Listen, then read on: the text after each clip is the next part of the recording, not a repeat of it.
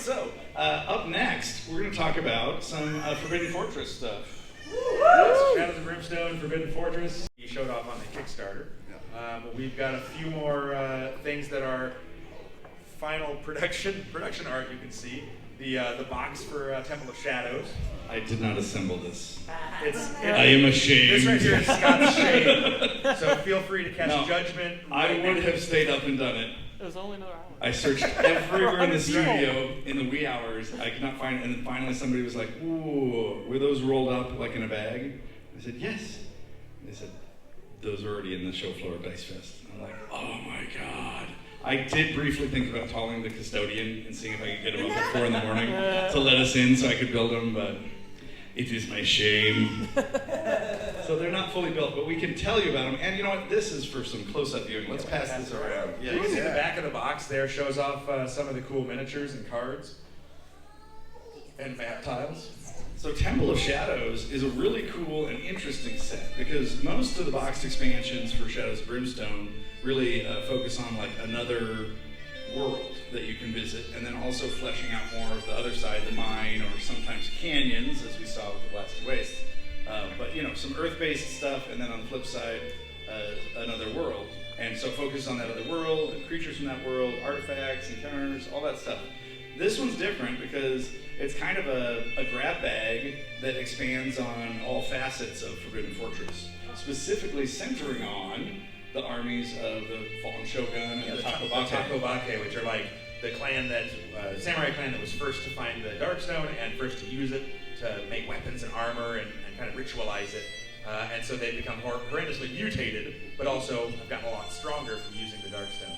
And they're led, of course, by the Fallen Shogun, which is the daimyo of their house that has built himself this Darkstone dragon armor, and it's mutated him into this monstrosity of a giant human being. And so he stands about 3 times as tall as a normal hero, and has a massive kind of cleaver sword that he hits everybody, hits a target and everybody adjacent to them as well whenever he does a sweep. So he can be kind of a jerk, but he's also fun to fight. So another departure from the previous expansions for the Shadows of Brimstone series of games is this one actually includes 4 new heroes for the game as well. So it's the first expansion that has new heroes, and some of these heroes are really surprising in how they play. It's very different experience. The very first thing that we heard when we first showed it at conventions or something like that is, it's like, all right, who wants to play which character, or which ones of these are you most excited about? And no one was excited about the soldier, which is really strange, but I think it's because he sounds like he's just a samurai with a gun or something. He doesn't sound that interesting. He's actually one of the coolest ones to play. It's true. He's basically a master of ranged attacks. He's got the master of unlocking. So, but I mean, there's 4 new classes in there. You have the geisha, who's kind of fast-moving, very agile, very deadly, deceptive. Has a little dagger, so once per turn during your move, it's a free attack to just stab someone, just do a wound as you're walking by. You got your little parasol, stab along the way, and it's always very, very entertaining to sneak up alongside the epic villain that everybody's been working on for the last 6 turns, and just be like, oh, is there an epic villain here? Stab. Yeah, and she's got a little parasol. Oh, I couldn't possibly. Heck. So the geisha is pretty cool. Another one that's pretty exciting is the soldier, as Scott said. He starts with armor and a matchlock rifle that he can fire off, and he gets bonuses if he doesn't move. He actually gets extra shots, does extra damage, and he's a really versatile character because he also has a lot of abilities that lets him sort of manipulate his movement, being able to fall back away from enemies so he can get a better shot with his gun. And he, like Scott was saying, is deceptively fun to play because people maybe underestimate. Every once in a while, there's a character in Brimstone where people don't immediately see like the coolness, but if you scratch the surface, I guarantee we don't put out any duds. It's not like this guy's so-so. Let's put it out. It never happens. That's not something that occurs. So a good example in Brimstone, the cowboy, because people are like, cowboy? Well, they're all cowboys. I don't need to get the cowboy. Forget that. But the lasso, have you guys played with the cowboy? So great. Has anyone here lassoed Belial? No. Have you? maybe giddy up on a burrower, jump on top, ride the burrower around. Oh yeah. See how long you can stay on top of the burrower. The best ability, right? It's pretty awesome. All right, well, those other heroes, round it out Yeah, for so them, the other two we have are the Enforcer, who's basically kind of a gangster. Yakuza. The Enforcer is pretty tough. He actually is a hero that has endurance, so he limits the amount of damage you can take from any given hit. I thought you were going to say tattoos. He also has a He has shoulder tattoos. tattoo. One of the things that's really cool about him with his tattoo, in fact, is he's got half of his shirt down so you can see his crazy shoulder tattoo. And the shoulder tattoo is an item that you start with that once per adventure you get to fully heal your character. And if you go to the tavern in town and you go to the back room, which is for outlaws only, you can get additional tattoos and choose what section of your body the tattoo goes on. Be careful up there on the horseman rides tonight. So you can get additional tattoos, and every tattoo you get gives you an extra 2 health.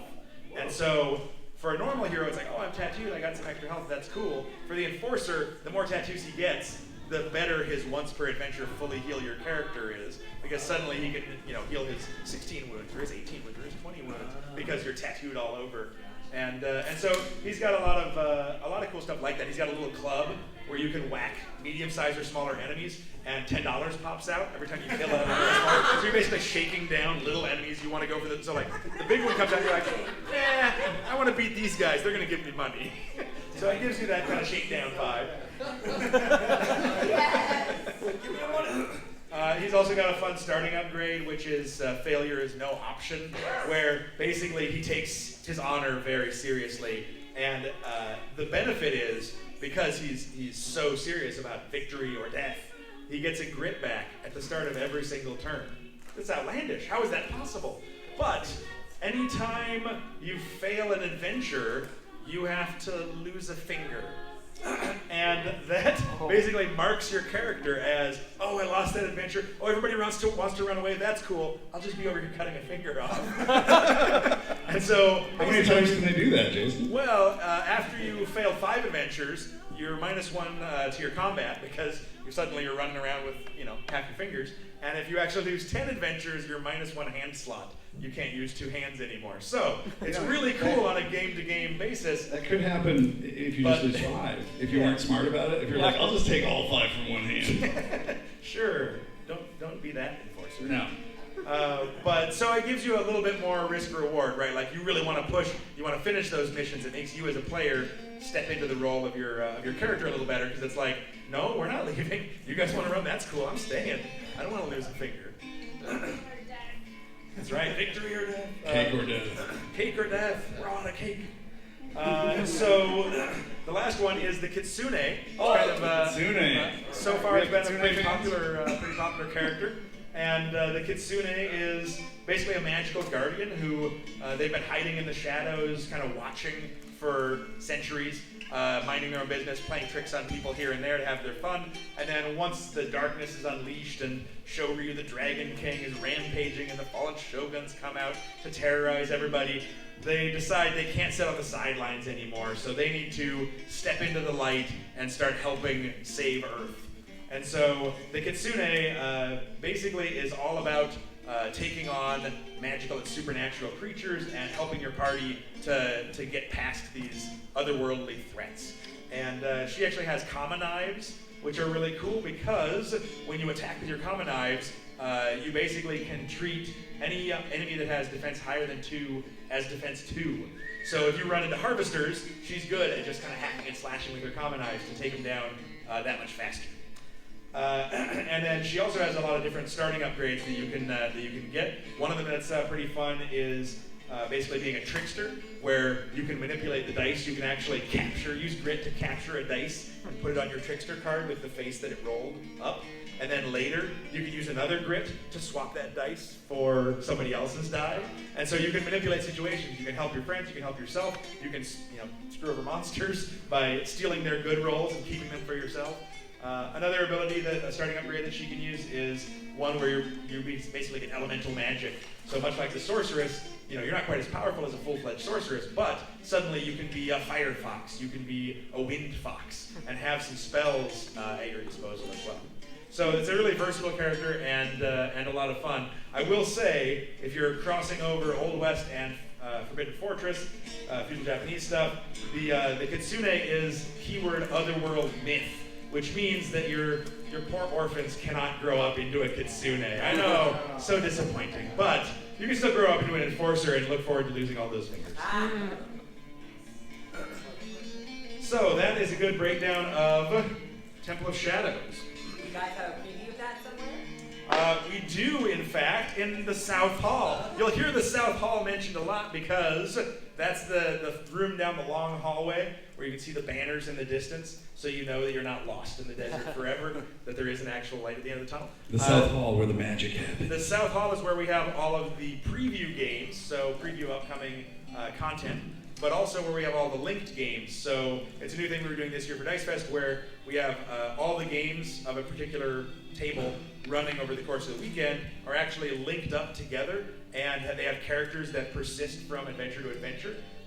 In the Last Night on Earth linked adventure we have, it's called Night That Never Ends, and in that one, the heroes that live from one scenario get to go on to the next scenario, keeping their items and their upgrades and their experience, and any heroes that die are dead for the rest of the con. And we actually have a little whiteboard over there where we can mark R.I.P. Johnny, the high school quarterback, died doing what he loved, blitzing zombies. Or, we also have a board where we're putting tally marks up for all the zombies that are killed, so you can stop by and be like, ooh, they've killed 57 zombies so far this weekend. So it's kind of fun adding a little bit of a campaign aspect to those games for the weekend. He died doing what he loved, drinking beer. All right. I like beer. All right, what else we got here? Oh, whoa, what's this? Again, please excuse the crudity of this box mock-up. Yep. This would be so much more exciting if it were a square instead of a flat I plane. know. Think of it as a 2D box. Here's It's a the box build your own back, box. so you can send that around So you there. can see the back of the box there has a lot of interesting stuff. You can see some of the map tiles. You can see a bunch of the cards and the miniatures for it. So the Forest of the Dead is a new Otherworld box set that is going to be coming out next year, probably in 2019.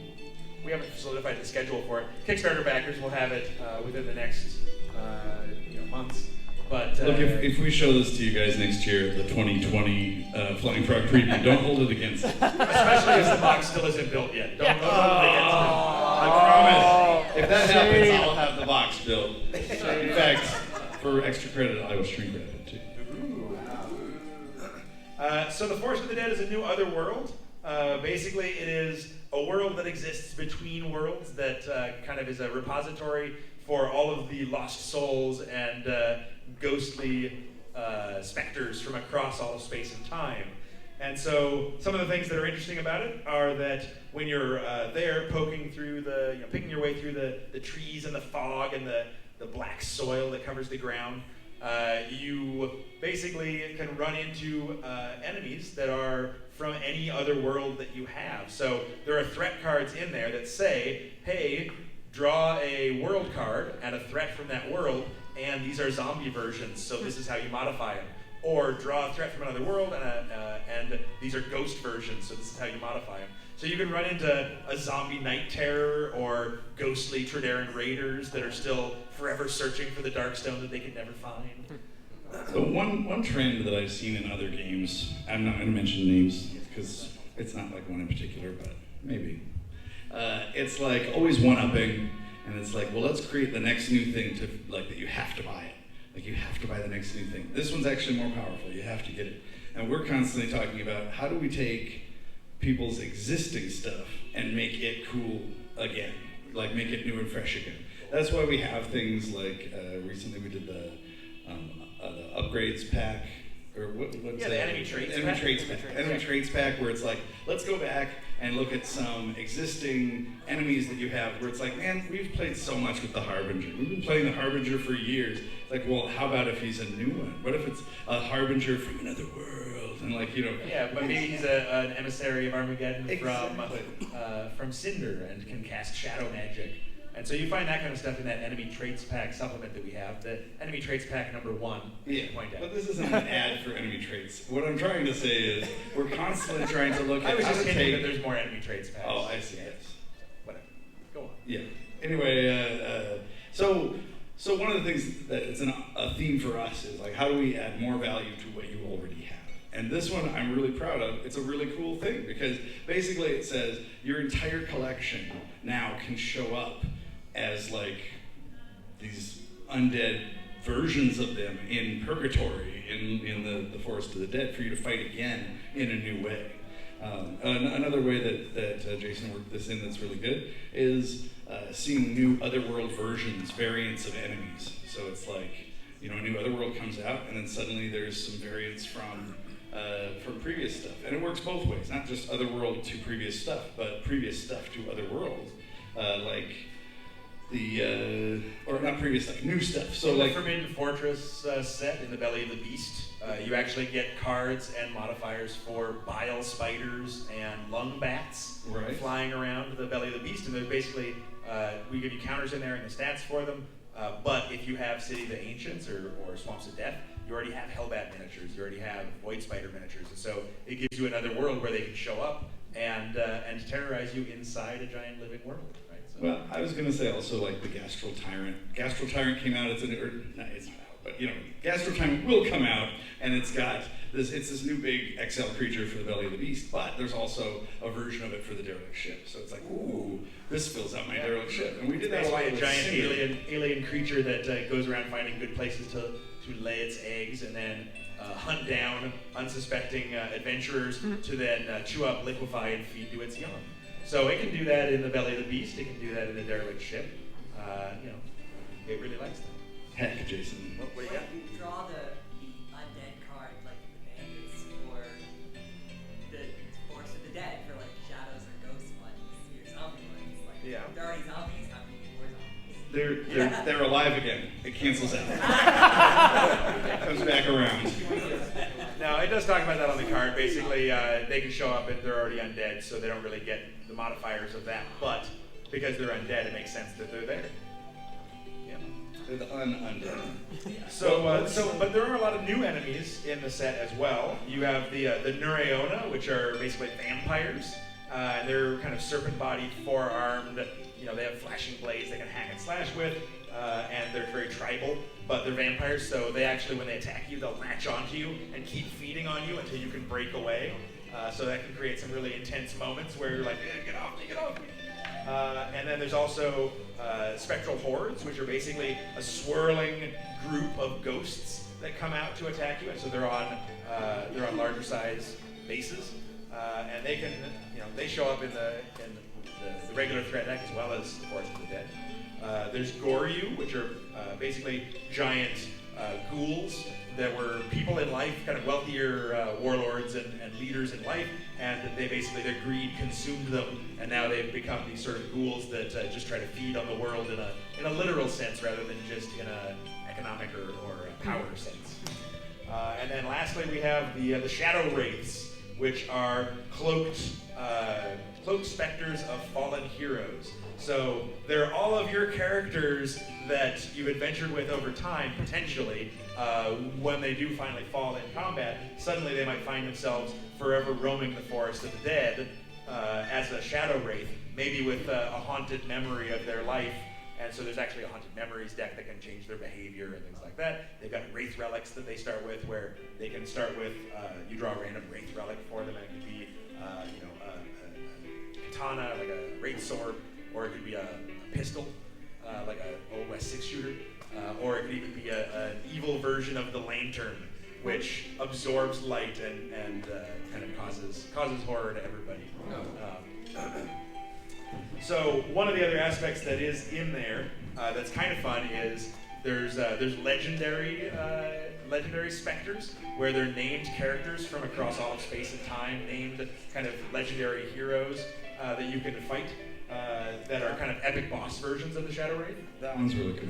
And so you've got things like Constable Ludlow. Constable Ludlow is from Victorian London. Victorian London. It's a constable that chased a shadowy figure down into the sewers below the city and was never seen again until you run into his specter in the Forest of the Dead.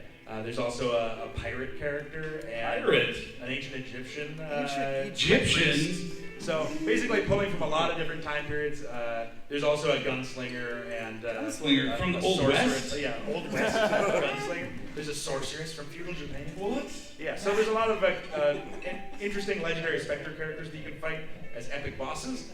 And there's also an optional rule in the back of the book where if any of you guys have had characters be actually killed, you can face them as legendary specters, and it's got rules for applying the stats and stuff you had in life to the enemy that you're fighting. And to do one better than that, there's also a mission. The 6th mission in the set is called Once a Hero, where you basically have acquired a magical amulet that can unlock the secrets of immortality. And that combined with some magic scrolls that the local monks give you, because local monks always have magic scrolls. You can go into the forest, find the lost grave of a fallen hero, and use the amulet and scrolls to resurrect them and bring them back to life. So it actually gives an opportunity to bring back dead heroes that have actually been pulled away, whether they were stolen by Mr. Scratch or whether they were mutated twice on the chart, that kind of thing. And the only trick is to bring them back, you have to first defeat them in combat, and then you can use the magic to resurrect them. So, if you've got your level 8 super gnarly character that got the same mutation twice and turned into a pile of goo, suddenly you can go face their ghost, try to defeat them, and maybe bring them back. But the good news is it's super easy to bring back all those level 1 characters that died. Yeah, you just go punch the ghost in the face, and then you're like, oh, I sort of remember you from like 2 years ago. Didn't you bite it really stupidly in your first game? Like, yes, ooh, and now I'm back. Another aspect of the Forest of the Dead is it has the forest map tiles on one side and the Forbidden Fortress, more Forbidden Fortress map tiles on the reverse side. But Jason, this is a Shadows of Brimstone expansion too. I know, What if you didn't have the the Forbidden Fortress core set? Well, that's a good question, Because the thing is, I mean, I get the Forest of the Dead. I want that, but I don't have any Japanese stuff. What am I going to do with the backsides of those tiles? I mean, now I have these things and I just can't use them. Justify yourself. Okay, Internet. For the purposes of this, I will play the Internet. Buttons are off your mic. Yeah. Justify yourself. So, why do you like money? All right, simmer down. Simmer down, Internet. He's going to post this. You're going to be in so much trouble. Probably. That's okay. I know that's just for your own personal viewing enjoyment. Right? If there's one thing we all know about the Internet, it's full of forgiveness. That's true. That's true. All right, so I think where Scott's going with this is that we actually included not only those map tiles and all the map cards and some encounters and artifacts for the fortress, but there's a new world card for the fortress in the set, so you can use it. But we didn't want to just put in the same Forbidden Fortress. Yeah, it's a whole new world. We didn't want to put in the same fortress card you guys already had, potentially. So we actually made a Let me be the Internet again. Wait a minute. I do own the core set. You just giving me the same card I already have? Justify yourself. All right, so basically we added a new world card. That's for the first time ever, it's a new type of world card, which is a new version of a world that already exists. So this is not just the Forbidden Fortress, it's the Forbidden Fortress - Haunted Castle. And so it's for specifically venturing into a castle that's been haunted and overrun with specters and ghosts and all manner of malicious spirits. New ways of using your old stuff. Yeah, so it has new special rules and abilities that apply when you pull that world card as opposed to the normal fortress. Also, this has the same map tile count as all the other worlds and the core set. So if you were to get this, it would actually double the amount of Japanese fortress and courtyard That's true. that you would have from the core set. Yeah. Very exciting. This is an extremely exciting deluxe Otherworld expansion. Yeah. You know, Yeah. one last thing that I'm going to work in just to get another plug. There's a really, really cool mission where you're after pieces of an ancient amulet. A broken amulet, if you will. Tell them about it. So the idea is that it's also a new type of mission in Forest of the Dead, which it's the number 5 mission in there, Broken Amulet, and it's got the basic, one page that's the basic rules for this is what the mission is. And then it's got 2 more pages, so it's the first 3-page mission. And the additional pages are each split in half, where it's a half page for each of the 4 sections of the Broken Amulet. And so it's intended that you can play through it 4 different times, searching for each quarter of the amulet that's been lost. And each quarter of the amulet that you're hunting for has special rules that are associated with it, specific objective map tile, specific challenges you have to overcome at the end of it, specific failure reward stuff, and kind of a theme to it. So one of the quarters, basically the idea is that the amulet was originally being fought over by 4 warlords from different parts of the globe, and they couldn't defeat one another, and so they decided instead to break the amulet into 4 and each take a part. And so each of the quarters has this a little bit of story about what happened to that warlord who set off with his quarter of the amulet. And so one of them was a Viking warlord, and so you have to go find the Viking's tomb deep within the Forest of the Dead and try to fight off his kind of Norse spectral bodyguard, honor guard, to retrieve it from his tomb. Another is one where the warlord was ambushed and killed by a group of the Nureona vampires, and the blood mistress of the tribe took it as a trophy, wears it around her neck. And of course, this is centuries ago, so she's had it for a long time. But if you play through and get all 4 sections of the amulet, pieces of it, then it leads into the next mission where you can use that amulet to try to resurrect dead heroes, which is what we were talking about earlier.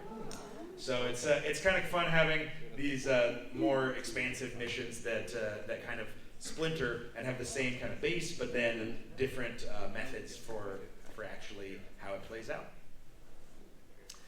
So that is the Forest of the Dead. Look at this. Oh, if you guys can see from far away. One other thing I can do here is I do have, if anybody wants to flip through it really quick, I have a printout of the Temple of Shadows rulebook. If anybody wants to see some of the missions in there, some of the special stuff that you might find. Laura, watch these guys. Make sure nobody steals that. Keep an eye out. She'll take your head. A spectral eye. She'll take heads. Not even kidding. You'll be marked. Yeah. Marked for death. Marked for death. We'll send you to heck. All right. So what Scott brought out here and is showing off is the figures from the new Feudal Japanese Allies set, which is, you guys may be familiar with the Old West Allies, where you get a pack mule and a faithful dog and a henchman to do your bidding, a blacksmith. Well, here we actually have the Feudal Japanese kind of counterparts to that, which are all new allies with new abilities and whatnot. So you actually have a banner bearer who can follow along behind you carrying your house banner and basically giving a little trickle of healing to the entire party as long as you're nearby enough to him that you can get beat up and then look back and see the banner and be like, all right, we're good. We've got the Ashigaru, which are basically kind of henchman equivalents, but they have different stats, and they actually have the ability to start with a spear or to start with a matchlock rifle that they can use to give you some ranged support. We also have the Ronin bodyguard, who's a heavily armored samurai without a master, and so if you pay him enough, he will follow along and jump in the way of enemies and soak hits for you. So this can be really powerful for characters that are a little bit more fragile, the preacher or the sorceress, the geisha potentially. And then lastly, we have the curious monkey, who has come down from the mountains because he's curious. He wants to know more about the crazy goings-on with the dragons and the samurai and all the madness. And so he can actually run and jump around the board, jump next to an enemy and scream in their face, which basically sets them off guard and gives you bonuses against that enemy. And he's got little hands, so he can run around carrying stuff for you. And basically, it's just a kind of an exciting new set of followers you can use. You can pick up in feudal villages along the way. And even Old West heroes that visit Japan can pick up a monkey and bring it back to the Old West. Adventure in the derelict ship with your monkey, you know. Yeah.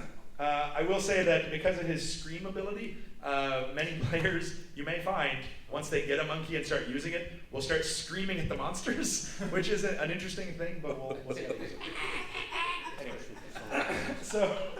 so lastly, we have here, or maybe not lastly, but the next thing we have here is another deluxe enemy set, which is the legendary villains. So this is a new type of enemy set that is basically, instead of a group of monsters, or a couple groups of monsters, it is 4 new character enemies that you can fight. They're kind of mini bosses. And so they can come out along the way during a game to give you a briefer version of their fight, or they can come out as an epic villain and give you a really hard time. And I don't know what's going on up there, but it's exciting. So the characters you have here are the undead daimyo, and you can see he's an undead samurai with a big banner, and he has banners of the dead that he uses to carry around, and he basically boosts all the enemies that come with him. You also have, it's really dark now, so. Can you guys see that okay? What is it showing? It's showing whatever's on this camera here. Oh. Which, if you bring them here, I can show. Well, why do you put them over here? All right. It's recorded long enough. Gotcha. Let's see. Got a group of heads attached to his belt that are his current trophies that he's carrying. And he actually is a villain that collects up fury as he does damage to the heroes, much like the samurai heroes do. And he's got a deck of battle tactics, Red Ronin battle tactics. So basically at the end of his turn, for all of the fury that he's collected from doing damage to your heroes, he unleashes a battle tactic that costs fury equal to whatever you got. So if you got 3 fury, he'll unleash that 3-cost battle tactic. So it's kind of fun to turn that hero game mechanic on its ear and let the villain get a chance, a crack at using fury. Let me show these heads once more with the light. Let me see. It feels almost like looking at a dentist's office, like looking in somebody's mouth. Ooh, look at this. So that is the Red Ronin. It looks like he's going to show, just really quick, the undead daimyo there. The detail on the undead daimyo is really cool. And we'll have these up front here, so after the panel, you can come up and check them out in person. And these are all the final production plastics. These were actually the last 2 molds from the Kickstarter for Forbidden Fortress. So we've gotten the final production plastics back. There were 1 or 2 hiccups, which we have them correcting now, and then they'll be manufactured up. So the next one we have here is the Nobu Taskmaster. The Nobuhara clan is one of the samurai clans whose daimyo was killed in battle, and they didn't have a successor. And so they started worshiping the local giant Oni warlord who was terrorizing the countryside. And so they basically have been taken over by the Oni, which are the big red ogres. And this guy is a taskmaster. They go around enslaving villages and sending them off to the Darkstone mines to mine Darkstone for their Oni overlords. And so this guy is actually a half human, half Oni taskmaster who cracks his whip to give bonuses to all the enemies around him. He's actually got a special deck of taskmaster commands that he plays, where he'll crack the whip and make people fight, make enemies fight harder or whatnot. Yeah, he's actually a large enemy too, because he's half Oni. He's significantly larger than the other ones. Which half is Oni? The bottom half. No, I don't know. He's it's on the inside. Yeah. His feelings are Oni. And then last but not least, we have here the Tengu Blind Master. So the Tengu Blind Master was basically the leader of the Tengu, and worked for the dragon Shoryu, led the armies of Tengu that would do his bidding. And he was dispatched with his army of Tengu to go finish off the Yamabushi monks in their mountain monastery. And when they got there, he on the mountaintop, they assaulted the fortress. He fought one-on-one combat with the master monk, Yamabushi monk, and she defeated him in combat, blinded him, and cut off his wings. And so his loyal army of Tengu, the day was lost. So his loyal army of Tengu came and picked him up and carried him off away from the battle, and they fashioned for him new mechanical wings, and he's got bandages over his eyes. And so he has learned a new fighting style because he's a master swordsman and master of combat. He's devised a new fighting style, which is his blind master fighting style. And so in game, he has a very unique attack where he rolls his, somebody else rolls for him against you. He rolls his fight dice in secret, and he gets 5 dice, five fight dice, 5 combat. He rolls his dice in secret, and then you have to choose a number between 1 and 6 to try blindly. Choose a number between 1 and 6 to try and guess one of the numbers that he rolled. Blindly. Blindly. Guess one of the numbers, and if any of the dice that show the number you guessed, you get to remove. And then you get to guess another number, as long as you removed at least 1 die. And you get to keep going. So it creates like a little mini game when you get attacked. You get to keep going until you guess a number that he did not roll. And then, of course, they reveal the rest of the dice, and all the rest of the dice are the ones that hit you. And one trick is that any doubles that he rolled are hits that do double damage. And any triples that he rolled are hits that do triple damage. So it gives you this kind of fun mini game of fighting him with his blind master style. And if he rolls and miraculously gets 3 4s, and the person that rolled is like, you better guess a 4, otherwise you're going to reveal it, and you get hit 3 times that are 4 times damage. So he can be pretty nasty if he gets a hot roll and you don't guess his numbers.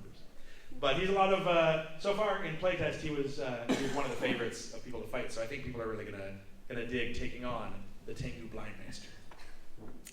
All right, looks like Scott's zooming in on an arachnid of some sort, perhaps a mutated Darkstone arachnid. It looks to be a scorpion. Whoa, scorpion. The Darkstone Scorpion. So some of you may have seen this in the store. We basically wanted some surprises for Dice Fest. One of the surprises we have is the Darkstone Scorpion. So this guy actually comes in a 2-pack. He is an extra large size enemy, so he's pretty giant. But he can come out as 1 or 2 of them. He can also, you can fight him as an epic threat. You can also find him along the way as a heavily mutated scorpion, where he's basically been so mutated by the Darkstone that he's kind of slower. He's a little tougher, but he's kind of slower and has less attacks because he's kind of nearing the end of his days. But you can take him on along the way almost like a mini-boss, kind of like the Darkstone Hydra. And while he's coming out in retail in 2019, there's a preview available in the store right now. You can buy it. You can own a Darkstone Scorpion. A pair of Darkstone Scorpions. And one of my favorite aspects of the Darkstone Scorpion is that when he's fighting you, if you have allies, if he attacks an ally, he's got his big pincher claws there, and if he wounds an ally, he actually snips them in half. And so he can take out allies just like that if you're not careful. So you got to try to work extra hard to get his attention, keep him away from your allies, so he doesn't just snip your curious monkey in half. Because no one wants that. You got to keep the monkey going. Is there another versions of that, like plastic waste? With him, he's got the regular threat cards. He does not have any of the otherworld threats. We wanted to have a new enemy that's very specifically quintessential Old West, and it seemed like the Scorpion was a good choice for that. But there are 2 components. All right. There's the heavy mutated and there's the So Scott's showing off something else. Oh, that looks like the Anmarake Carrion Phoenix.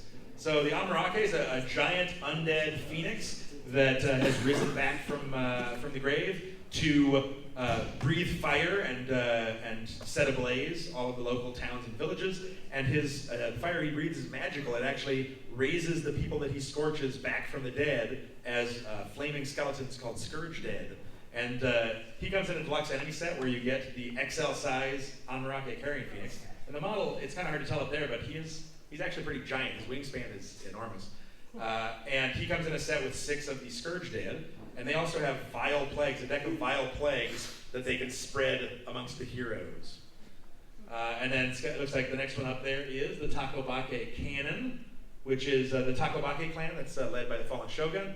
And this is basically a new type of siege cannon with exploding cannonballs. So when it fires, the cannonballs go out, bounce, explode like dynamite. So it can be pretty deadly. Also, when you get up close to them, they don't fire grape shot like the Hell Cannon does from the Lost Army. They actually break out their swords and start taking you on in hand-to-hand combat because they are adept samurai warriors in their own right. So, you know what? There's only one thing left in Santa's magic box. It looks like we got one last preview of 2019, and this is something that people have not seen yet. This is a new XL enemy that is themed for the Forest of the Dead and Forbidden Fortress. And you can see he's a little bit giant. This is the Odokuro, who is basically a starving skeleton that is comprised of all of the bones of the fallen soldiers across battlefields. And they've assembled into a massive skeleton that is always starving. He can't get enough to eat, so he loves to try to eat heroes, and actually he can grab allies and squeeze them and devour their shower of blood that goes over his skull face. It's also worth noting that the when you assemble a model kit, the jaw can be open or closed. You can have him like, or you could just not even have it and have it busted off. And he's designed so, even though he's massive, his arm is reaching down, which is right at hero height. So he can reach out and try to grab hold of your heroes. And so you saw it on the picture, but you may not have seen the full scale of it. As an XXL enemy, he's pretty spectacularly enormous. And you can see him, just again for scale. Monkey! Here's the monkey. You can see. So yes, if you send your poor Ashigaru to fight and the Ronin to fight, they will get devoured. Yeah. So that is also a 2019 thing, but you may have seen some sketches of it on the Pledge Manager for Kickstarter. But this is a 3D print of the actual scale and size of this crazy new epic enemy. All right. Is there stuff that we forgot? I think that that covers things for the most part. I mean, there's some other things that we're working on, but there's a really, really cool panel after Yeah. this that I want to see. So maybe we could do just Q&A? like a 5 minutes of Q&A. Comments, questions, comments up there. Out of curiosity, are we going to get retail packaging with Kickstarter for Forbidden Fortress, or? So there's full retail packaging for the core set, the Temple of Shadows, and the Forest of the Dead. The enemies, it didn't really make any sense to because it would have made the package like 4 times bigger for no reason. And most people would probably toss the packaging for the enemy sets anyway. It's really the other worlds that, most of the feedback we've gotten is that the other worlds are the boxes that people are most excited about actually retaining. They make great Kickstarter cases. Yeah. So, like that guy, like the Feudal Village and stuff, those were all like extra add-ons during. Right, for the Pledge Are Manager. those coming in a second wave? Yeah, so that's what we're calling phase 3. Since it's a Kickstarter related question, there's basically 3 phases. There's phase 1, which is your pledge. Phase 2 is all the normal add-ons that you would have added on.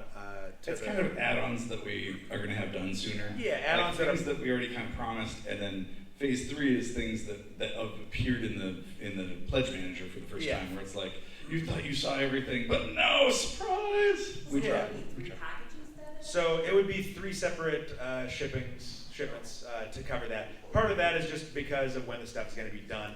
The stuff that was new to the Pledge Manager, like the Odokuro or the expanded Feudal Village, those things are things that are still in development right now. Samurai. So everything from the Kickstarter proper is developed, being manufactured, being assembled, packaged, and shipped, and all that.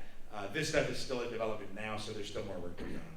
So that means that wave 1 and 2 are probably, or phase 1 and 2 are probably not going to be too far from each other when they ship. Yeah, those should be relatively close to one another. Phase 3, as we noted in the Pledge Manager, is aiming for next summer. 2019. See how it fits. I was just wondering, one thing that's been nice with all the expansions is you've been able to kind of have a really big mindset at work, and it looks like you're going to be doing that with the Forbidden Fortress. But I was wondering about like the other worlds. We're kind of limited, especially with the Swamps of Jargo and Target Plaza. have been out for a long time, just 19 tiles. Are you thinking of expanding those worlds also? So There's a panel tomorrow at noon, right here, that's called The Future of Brimstone. And we're going to talk about kind of the next chapter in development. And so that'll cover some things that we haven't announced yet. If we can't make it to that, do you guys have that webcast, or are you guys going to post it? This gentleman will be posting some. I don't know for sure. You post that on the Facebook page? Yeah, I'll get on the Facebook group. Yeah. So yeah, you'll definitely get the information through, I'm sure the Brimstone community group on Facebook and Board Game Geek, I would guess we probably have something on our Facebook page as well. It does take a lot to put on the Dice Fest, so we'll probably be unconscious for a few days, as you may imagine. But really, I mean, tomorrow's panel, just to be clear, it's not like a giant reveal. It's not like, and now this, which will be out at this time. It's more like an informal discussion of the directions we're going and the stuff we're talking about working on next. We wanted to do a panel each day, and this one was obvious. And for the second one, it was like, well, what should we do? We don't have anything that we're ready to announce or anything. And it seemed like it might be interesting to just informally talk about kind of the stuff we're thinking of, where it's like, we might want to do this, and we've been bantering around the ideas of this or that, and then talking about what that might look like. But it's not about solid stuff. Yeah. So. All right. Any other questions? Up here? One more. Yeah, sure. Are we going to get miniatures for the rest of the scaffold lieutenants and bandit rifles? So. Yeah, so the bandit rifles, we'll talk about that one first for a second. So one of the reasons we thought it'd be cool to throw that in the goodie bag, the enemy record sheet for the bandits with rifles, is that with the expanded Frontier Town, one of the missions, or actually a couple of the missions, have bandits that come out on rooftops that have rifles. It says, hey, use this special ability, there's stats for the rifles in the mission instead of the pistols that they normally have. And so the idea is you could just keep the book open to the mission so you can see the stats for the rifle. We thought, it'd be really cool to do up a painting of them with rifles, to put the stats on the card and make a carded version of them, so that when you're playing one of those missions, you can easily just have that sitting beside the normal bandit card. We don't have current plans for miniatures for them, although it would be pretty cool if we could get that going. Sometimes it takes a while to get the miniatures up and running, so the printed material is a little bit, we can sneak some in here or there as promos. But I will say that it is very easy, now that you have an enemy record sheet for those guys, to, whenever the bandits show up as a threat card, just roll off. On a 1 to 3, they're bandits with rifles. On a 4 to 6, they're bandits with pistols. And so it basically gives you a new variation anytime you get the bandits threat card that comes up. Yep. So, something that's always a little frustrating in the game is if you have any town item cards from either the Frontier Town or like the Blasted Waste Town Sure. items, like say by search and apron or something, remembering you have it. Right. Is there any chance that we're possibly going to have item cards for those coming out in the future? Is there any chance? There is a chance. So that's something we'll probably talk about in the panel tomorrow. But yeah, I mean, that's definitely something we've talked a lot about. And one of the reasons we didn't initially do it was because the amount of extra art and the amount of extra cards is kind of staggering. And I mean, I don't know if you guys have ever actually added up the amount of items that are in the town, but it's over 100. And so just like that, it's like, hey, it's, all these gigantic stack of cards. And then even if you made that, suddenly it's like, well, both of us want the Darkstone bullets, so what are you going to do there? So basically, It's not a no-brainer. There's a lot of problems with having it. to make it so that either you can get 2 sets of it so you have enough, and then a third person wants it, you're like, oh, right. Also, not to play the internet one more time, but I'm sure the second it would come out, I'd be like, this should have been in the original box. Should have just included this. But it's like, I mean, logistically, business-wise, all the paintings are hundreds of dollars a piece times hundreds of cards. It's a very expensive thing, Yeah. But it's definitely something that we think time-consuming. would be really cool. So it's just a matter of if it is feasible and when it would be feasible. There was a second part to your question that I'm not sure I got to. What was the second part? The scaffold gang lieutenants. Yeah. So that again is we basically have tried to work it with the resin figures for the enemy bosses, so that between bigger projects of the Kickstarter and whatnot, where we can, we'll do one of those guys here or there and get them made up in resin and get them released. It would be really cool to be able to do all the scaffold lieutenants and other stuff as well. I mean, there's the Wasteland War Masters from the Blasted Wastes and all of that. A lot of it just comes down to sculpting time and how long it takes to get all that stuff actually up and out the door. But I mean, if people like do you guys want to see more scaffold bosses? I'd love to see some Triterran weapons. Yeah, some Triterran weapons of war would be kind of cool, or some Wasteland War Masters could be kind of cool.